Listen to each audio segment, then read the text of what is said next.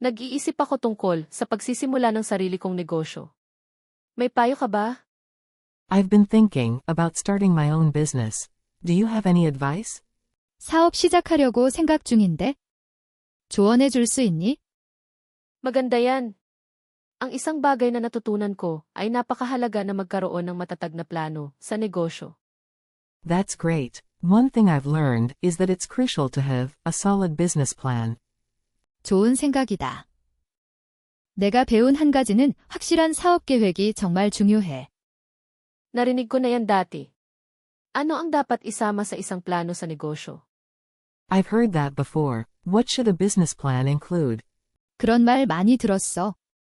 사업 계획에는 뭐가 포함돼야 해?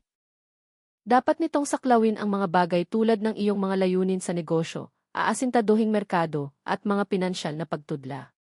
Ito ay karaniwang isang mapa para sa iyong negosyo. It should cover things like your business goals, target market, and financial projections. It's basically a roadmap for your business.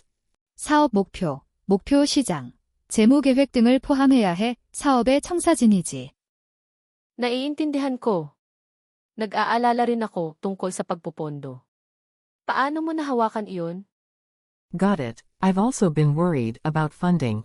How did you handle that? 알겠어. 자금 조달이 걱정되네. 넌 어떻게 해결했어? Nagsimula ako sa pamamagitan ng pag-ipon ng ilang personal na pondo, at pagkatapos ay tumingin ako sa mga maliliit na pautang sa negosyo. Maaari mo ring isaalang-alang ang pondo sa ibang pangkat. I started by saving up some personal funds, and then looked into small business loans. You might also consider crowdfunding. 개인 자금을 모으고 소규모 사업 대출을 알아봤어. 대중 자금 모금도 고려해봐. Iyan ay magandang malaman. Paano ang tungkol sa pamamahala ng produkto? Hindi ako sigurado kung paano magsisimula. That's good to know. What about marketing? I'm not sure how to get started. 좋은 정보야. 마케팅은 어떻게 했어? 어떻게 시작해야 할지 모르겠어? Magsimula sa pag-unawa sa iyong target na madla at gamitin ang social media para maabot sila. Ito ay isang mahusay na paraan upang bumuo ng iyong tatak.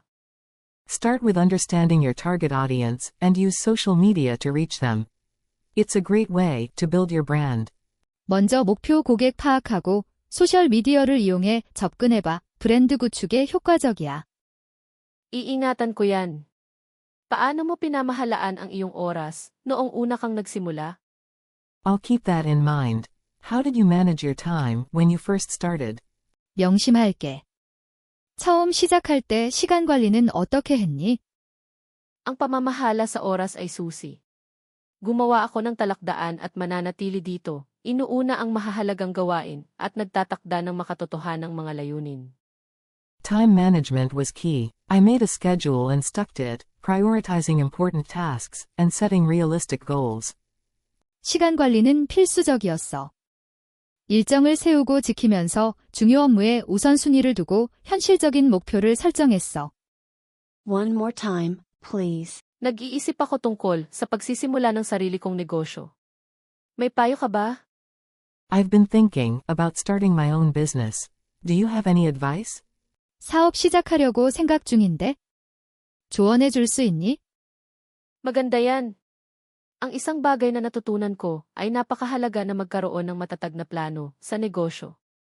That's great. One thing I've learned is that it's crucial to have a solid business plan. 좋은 생각이다. 내가 배운 한 가지는 확실한 사업 계획이 정말 중요해. Narinig ko na yan dati.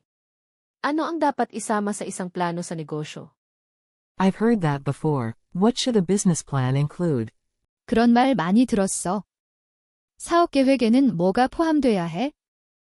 Dapat nitong saklawin ang mga bagay tulad ng iyong mga layunin sa negosyo, aasintaduhing merkado, at mga pinansyal na pagtudla.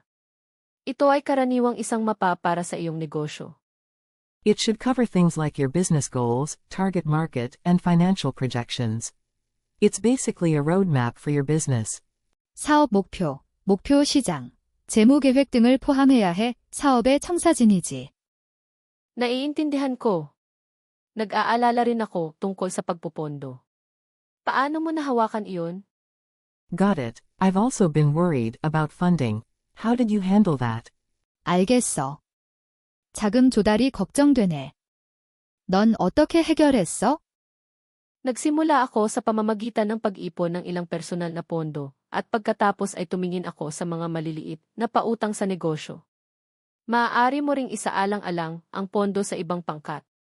I started by saving up some personal funds, and then looked into small business loans. You might also consider crowdfunding. 개인 자금을 모으고 소규모 사업 대출을 알아봤어. 대중 자금 모금도 고려해봐. Iyan ay magandang malaman. Paano ang tungkol sa pamamahala ng produkto? Hindi ako sigurado kung paano magsisimula. That's good to know. What about marketing? I'm not sure how to get started. 좋은 정보야. 마케팅은 어떻게 했어? 어떻게 시작해야 할지 모르겠어. Magsimula sa pag-unawa sa iyong target na madla at gamitin ang social media para maabot sila. Ito ay isang mahusay na paraan upang bumuo ng iyong tatak. Start with understanding your target audience and use social media to reach them. It's a great way to build your brand. 먼저 목표 고객 파악하고 소셜 미디어를 이용해 접근해봐. 브랜드 구축에 효과적이야. Iingatan ko yan. Paano mo pinamahalaan ang iyong oras noong una kang nagsimula? I'll keep that in mind. How did you manage your time when you first started? 명심할게. 처음 시작할 때 시간 관리는 어떻게 했니? Ang pamamahala sa oras ay susi. Gumawa ako ng talakdaan at mananatili dito. Inuuna ang mahahalagang gawain at nagtatakda ng makatotohanang mga layunin. Time management was key. I made a schedule and stuck to it, prioritizing important tasks and setting realistic goals. 시간 관리는 필수적이었어. 일정을 세우고 지키면서 중요 업무에 우선순위를 두고 현실적인 목표를 설정했어.